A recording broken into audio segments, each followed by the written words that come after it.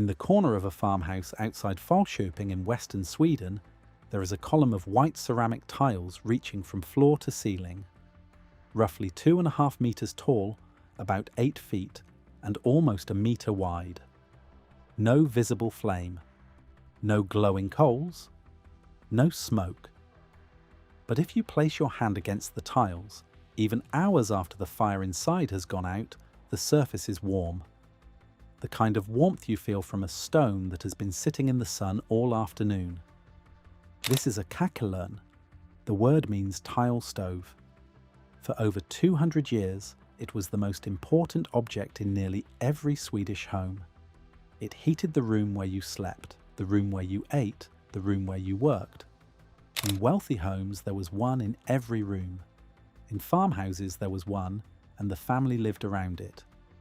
The Swedish architectural historian Margareta Kramer put it simply. By the 19th century, Sweden had the best heated houses in Europe. One of the coldest countries in Europe, the best heated houses on the continent, and they did it not with more fuel, but with less. A single Kakelugn, fired for 2 to 3 hours in the morning, could keep a room warm for 18 to 24 hours. Some did it burning the wood of just one medium-sized tree per year. Today, most people outside Scandinavia have never heard of a Kakelugn. During the 1950s and 1960s, when electric central heating arrived in Sweden, most of them were torn out. Thousands of stoves that had kept families warm through 2 centuries of Scandinavian winters were smashed, hauled away, and replaced with radiators. This is the story of the Kakelugn. What it was, how it worked, why a national energy crisis forced 2 men to invent it, and what happened when Sweden decided its most efficient heater was no longer modern enough to keep. The crisis that created it. Here is what most people get wrong about the Kakelugn. They think it was a luxury, something rich people put in their parlours for decoration. That is the version that survived in antique shops and design magazines. The Kakelugn was not born from wealth. It was born from a national emergency. The period between roughly 1500 and 1800 is known as the Little Ice Age. Across Europe, winters were longer and colder than they are today. In Sweden, already one of the coldest inhabited places on the continent, it was brutal. And Sweden had a second problem. Its iron industry was devouring the forests. Smelting iron ore into usable metal required enormous amounts of charcoal, which meant enormous amounts of timber. The forests of central and southern Sweden were being stripped. By 1647, the situation was serious enough that the Swedish government passed a forest ordinance, one of the earliest conservation laws in Europe. But the iron mills kept burning wood, and so did every household in the country. The standard way to heat a Swedish home before the Kakelugn was an open fireplace or a simple clay stove. Both were terrible at their job. An open fireplace loses up to 90% of its heat straight up the chimney.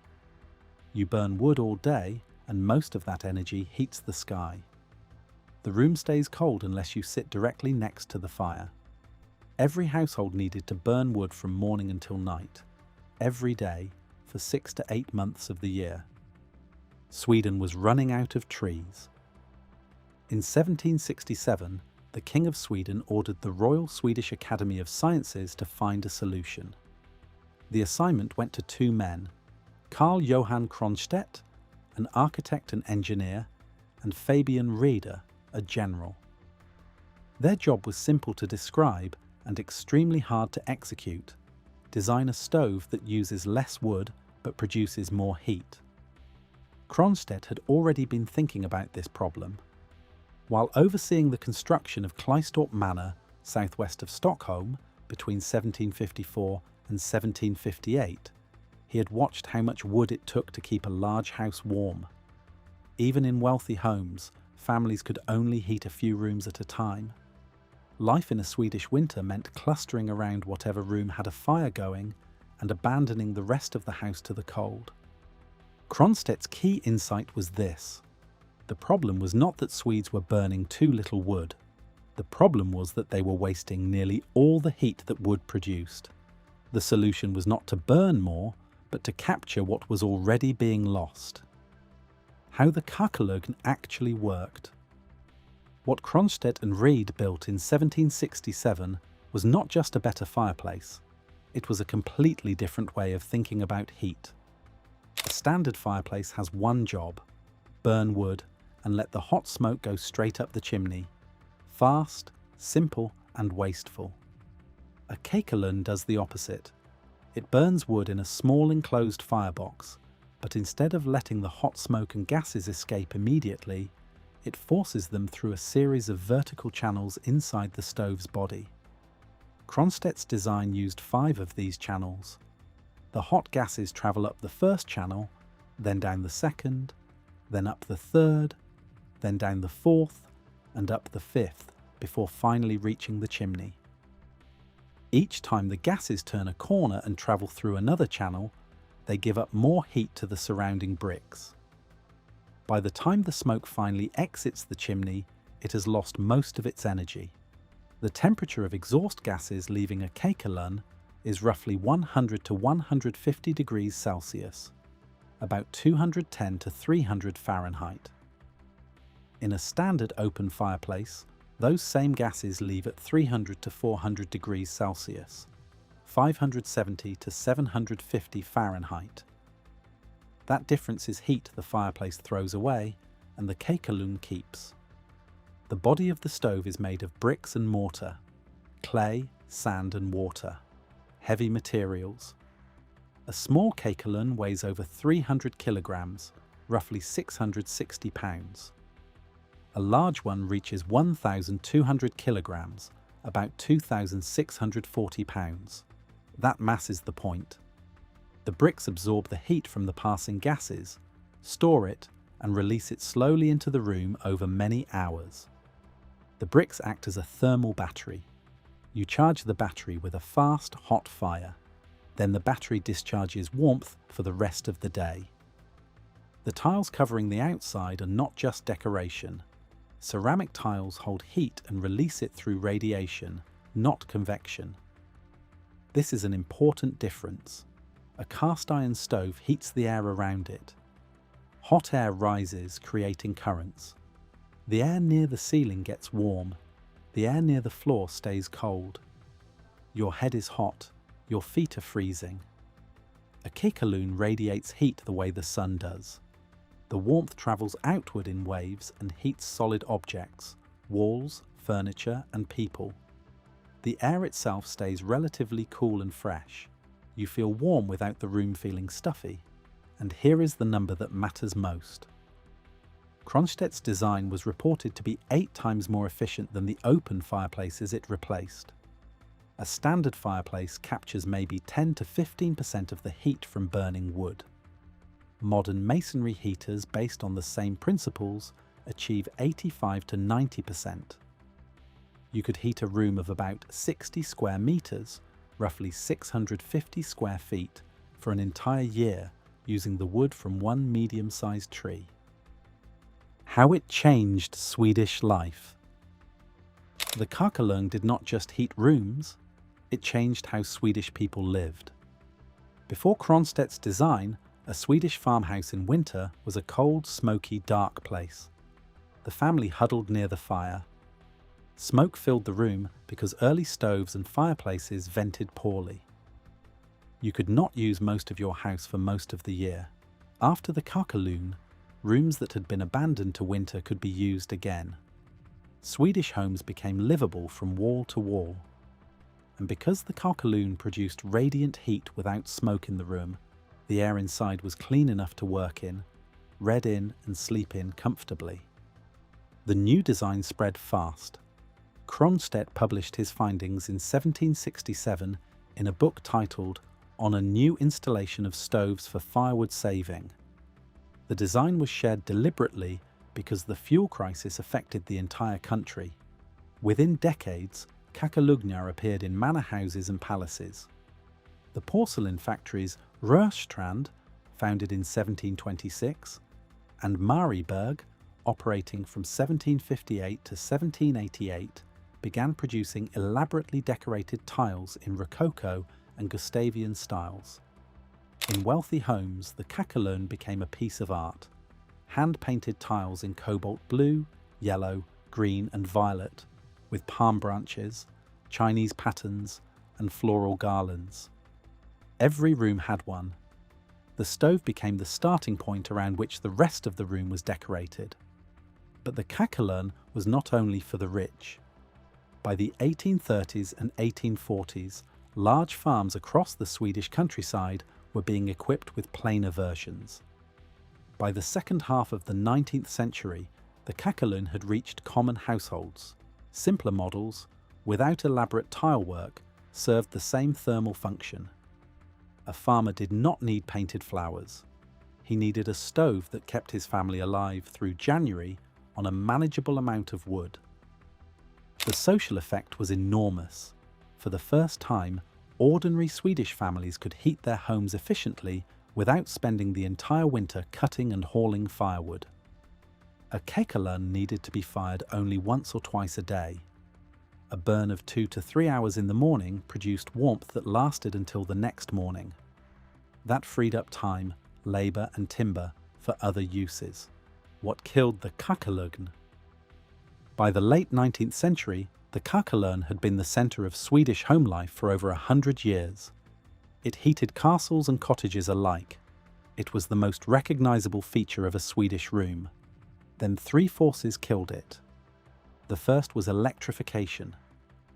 Beginning in the early 1900s and accelerating after World War II, electric power reached Swedish homes across the country. Electric central heating offered something the Kakelugn could not. Heat with no labour at all. No wood to chop. No fire to tend. No ash to clean. You turned a dial and the radiator warmed the room. For a nation that had spent centuries managing firewood as a daily survival task, the appeal was immediate. The second was post-war modernisation. After World War II, Sweden entered one of the fastest periods of economic growth and social transformation in its history.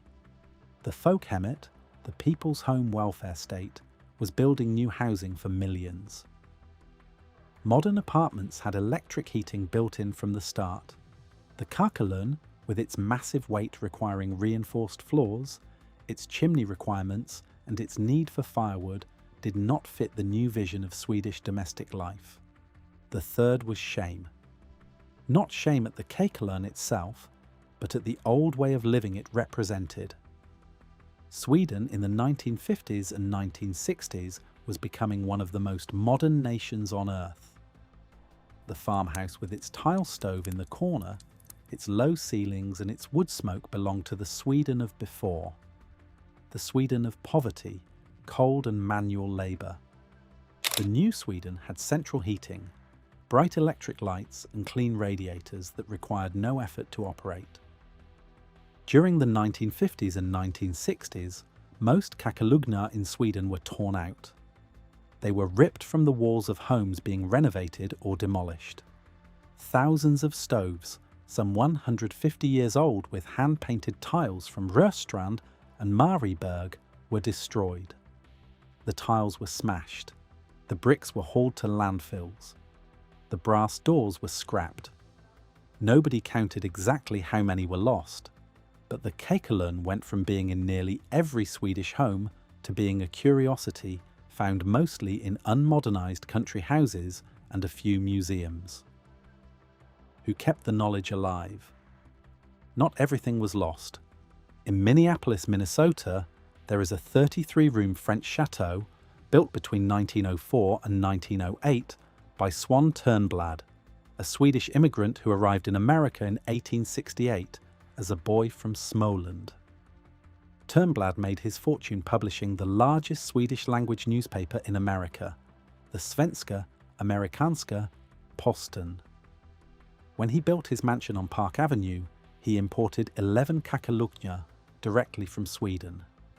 Floor-to-ceiling stoves in nearly every room, decorated in styles spanning a century of Swedish ceramic art. The house had central heating. Turnblad never fired the stoves once. They were installed purely as cultural monuments, pieces of the Sweden he had left behind.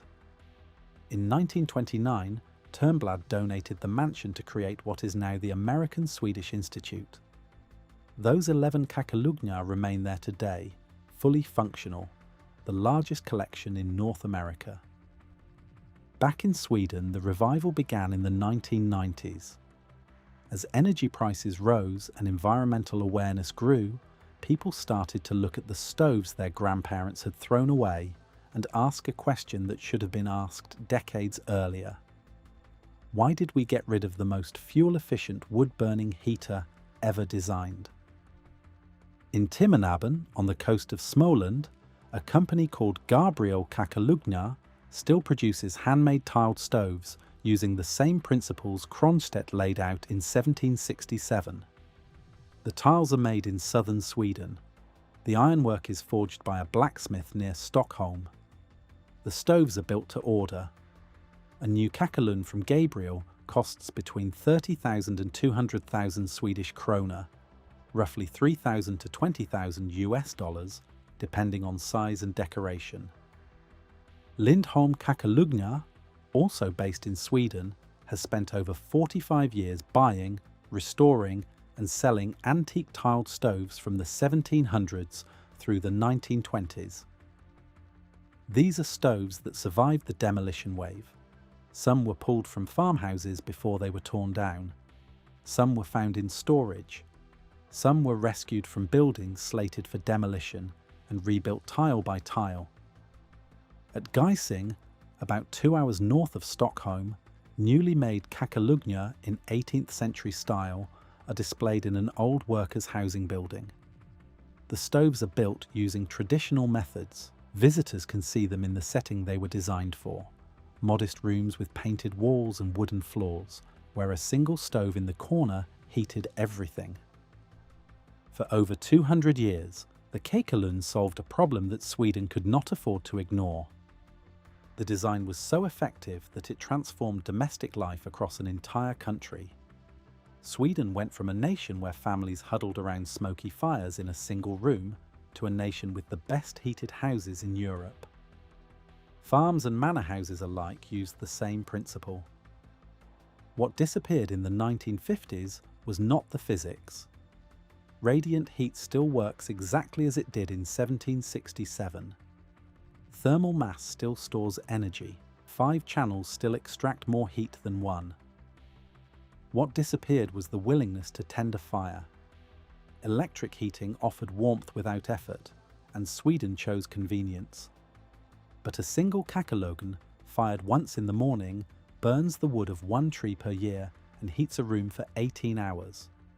A modern electric radiator in Stockholm draws power from a grid that runs on a mix of nuclear, hydro and imported energy, and must run continuously to keep the room at the same temperature. A modern electric radiator has a service life of roughly 15 to 20 years, but the Kakelugn it replaced is still standing. If you found this valuable, hit that like button and subscribe. We investigate forgotten knowledge that the modern world left behind, not because the old ways were always better, but because some of them were remarkably effective and we forgot to ask how before they disappeared. Drop a comment and tell us. What other forgotten heating systems or building technologies should we investigate next? Subscribe, and let's keep investigating.